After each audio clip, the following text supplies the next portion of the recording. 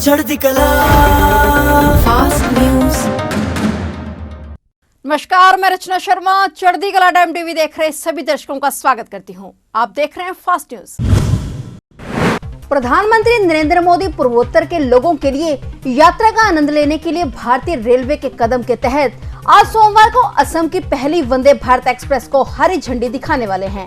अत्याधुनिक वंदे भारत ट्रेन को प्रधानमंत्री वीडियो कॉन्फ्रेंसिंग के जरिए हरी झंडी दिखाएंगे। इस दौरान पीएम न्यू बोंगाई गांव, दुधनोई, मेंढी पाथर और गुवाहाटी चापर नव विद्युतीकृत खंड भी राष्ट्र को समर्पित करेंगे। पीएम यहां लुमडिंग में ट्रेनों के लिए वर्कशॉप शेड का भी उद्घाटन करेंगे। यह असम में गुवाहाटी और पश्चिम बंगाल में न्यू जलपाईगुड़ी के बीच खूबसूरती से डिजाइन की गई अपनी तरह की पहली प्रीमियम सेमी हाई स्पीड, अच्छी तरह से सुसज्जित, पूरी तरह से एयर कंडीशनर सेवा है।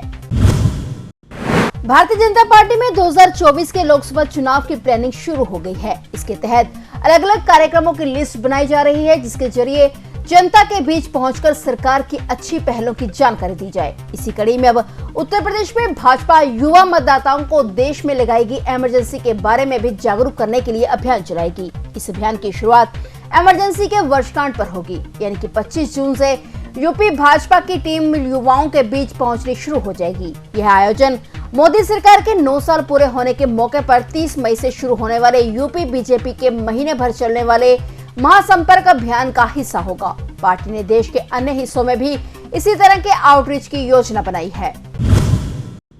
जनता दल यूनाइटेड ने 12 जून को पटना में विपक्षी दलों की पहली आधिकारिक बैठक बुलाई है, जिसमें कई गैर भाजपा दलों के बड़े नेता शामिल होंगे। इस बैठक में तृणमूल कांग्रेस की प्रमुख और पश्चिम बंगाल के मुख्यमंत्री ममता बनर्जी भी शामिल होंगी। अगले साल लोकसभा चुनाव को देखते हुए यह विपक्षी एकता की पहली बड़ी बैठक होगी। मुख्यमंत्री नीतीश कुमार ने अपने पार्टी सहयोगियों के साथ एक अनौपचारिक बैठक के दौरान इस बैठक की तारीख का खुलासा किया था। वहीं कांग्रेस के अंदरूनी सूत्रों ने बताया कि ममता बनर्जी ने टीएमसी, आम आदमी पार्टी और भारत राष्ट्र समिति सहित कई दलों के इस कार्यक्रम के आयोजन का नेतृत्व करने के लिए नीतीश कुमार से कहा हुआ था। पिछले महीने दिल्ली में कांग्रेस अध्यक्ष मल्लिकार्जुन खड़गे और पार्टी के वरिष्ठ नेता राहुल गांधी से मुलाकात के बाद से नीतीश विपक्ष को लोकसभा चुनाव से पहले एक मंच पर लाने की कोशिश कर रहे हैं।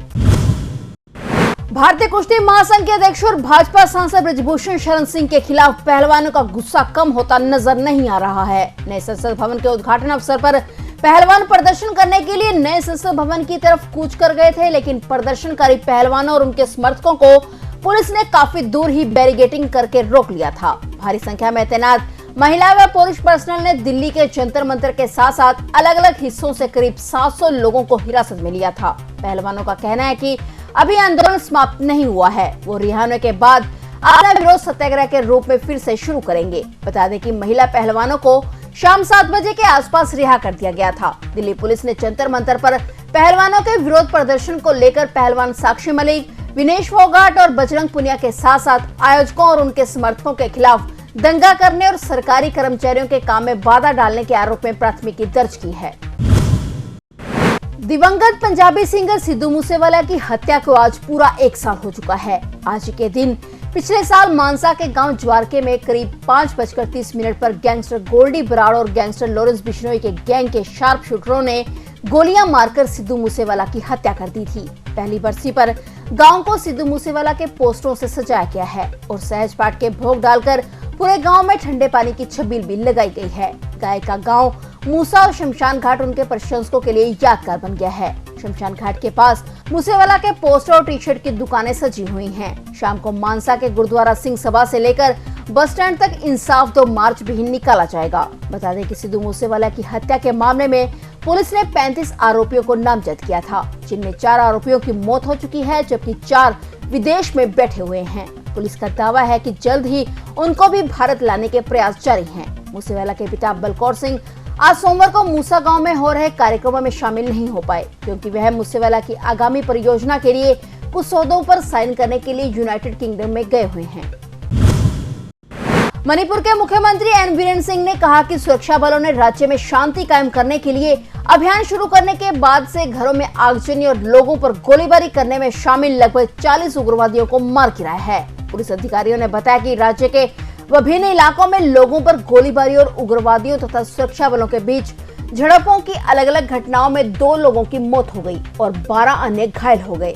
अधिकारियों ने बताया कि ताजा संघर्ष तब शुरू हुआ जब सेना ने शांति कायम करने के लिए समुदायों को हथियारों से मुक्त करने को लेकर तलाशी अभियान शुरू किया था। मुख्यमंत्री ने दावा किया कि हालिया दौर की झड़प समुदायों के बीच नहीं बल्कि कुकी उग्रवादियों और सुरक्षा बलों के बीच हुई है। मणिपुर में तनावपूर्ण हालात के मद्देनजर केंद्रीय गृह मंत्री अमित शाह 3 दिवसीय हिंसा प्रभावित राज्य के दौरे पर रहेंगे। शांति बहाली के मकसद से केंद्रीय गृह मंत्री अमित शाह 30 मई को मणिपुर जाएंगे और 3 दिन वहीं रुकेंगे और 1 जून की रात को लौट आएंगे। अपने मणिपुर दौरे के वक्त गृह मंत्री अमित शाह संबंधित अधिकारियों और अलग अलग गुटों से बातचीत करेंगे ताकि राज्य में जारी हिंसा के माहौल को जल्द से जल्द खत्म किया जा सके। केंद्रीय गृह मंत्री का यह दौरा ऐसे समय में हो रहा है जबकि रविवार को ही राज्य में हुई ताजा हिंसा में पुलिसकर्मी सहित 5 लोगों की मौत हो गई।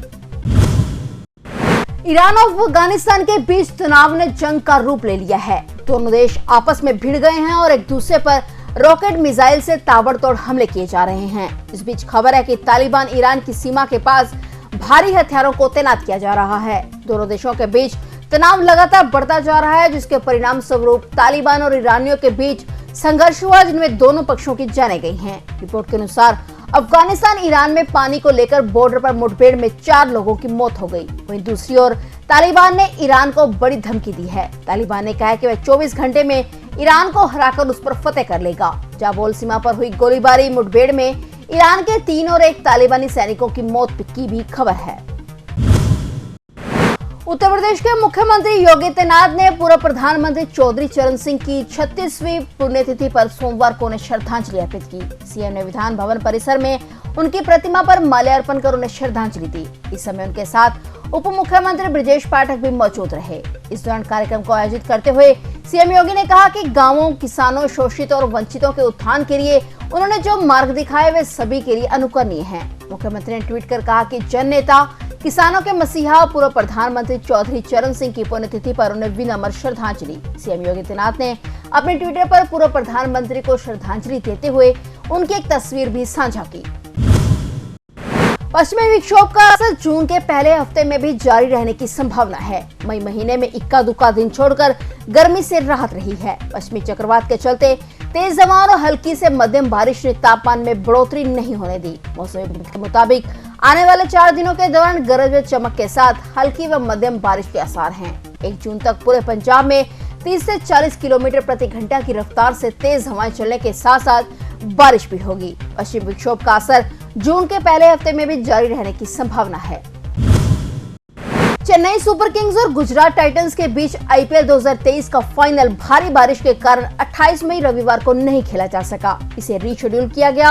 अब मुकाबला सोमवार शाम को अहमदाबाद के नरेंद्र मोदी स्टेडियम में खेला जाएगा। इस दिन भी बारिश की आशंका है, पर अगर मुकाबला पूरे 40 ओवर का होता है तो 1 दिन की देरी का चेन्नई सुपर किंग्स या गुजरात टाइटंस टीम को फायदा हुआ है, क्योंकि गुजरात टाइटंस के लिए 1 दिन फाइनल का सबसे बड़ा फायदा ये रहा कि उनके खिलाड़ियों को आराम के लिए एक्स्ट्रा 24 घंटे मिल गए हैं, क्योंकि गुजरात की टीम ने 26 मई यानी शुक्रवार को ही दूसरा क्वालिफायर खेला था और इसके 1 दिन बाद ही उसे रविवार को फाइनल खेलना था। जबकि चेन्नई सुपर किंग्स ने क्वालिफायर 1 23 मई को खेला था, जिसमें धोनी की टीम ने गुजरात टाइटंस को हराकर फाइनल का टिकट कटाया था। यानी सीएसके को फाइनल की तैयारी के लिए पूरे 4 दिन मिले थे, जबकि गुजरात को क्वालिफायर 2 खेलने के 1 दिन बाद ही फाइनल में उतरना था। और बारिश के कारण हुई देरी की वजह से गुजरात को आराम के लिए 1 एक्स्ट्रा दिन मिल गया है।